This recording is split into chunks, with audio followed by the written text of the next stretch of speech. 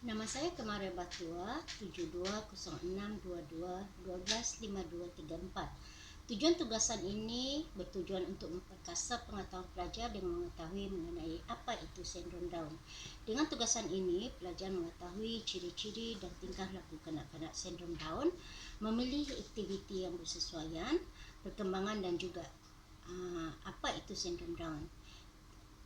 Baik, teori perkembangan Jane Piaget dan Lev Vygotsky merupakan antara dua teori yang penting dan sering menjadi rujukan ilmiah dalam pendidikan sejagat pada masa ini. Perbezaan teori di antara Piaget dan Vygotsky ialah teori perkembangan kedua-dua tokoh ini mempunyai perbezaan yang ketara pada umumnya, mempunyai pandangan yang berbeza dan unik mengenai perkembangan kanak-kanak. Mereka mengetengahkan pendapat dan idea yang berlainan dan menyatakan dalam pelbagai teori yang menarik.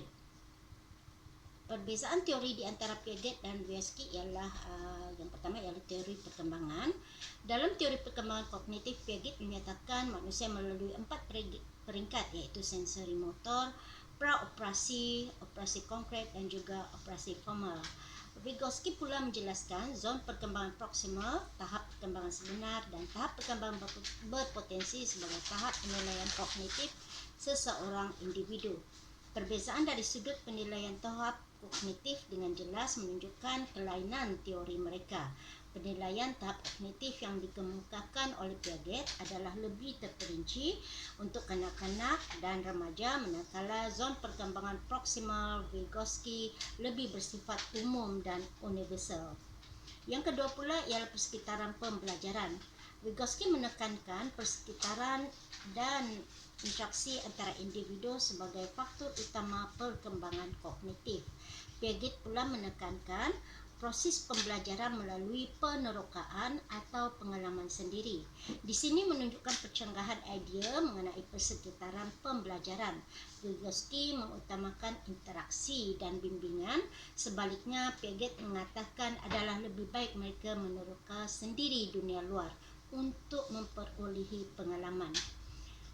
Perbezaan yang ketiga ialah penggunaan bahasa. Vygotsky mementingkan bahasa sebagai elemen utama dalam menyokong pemikiran individu dan seterusnya menyumbang ke arah pembentukan nilai sikap dan juga pengetahuan.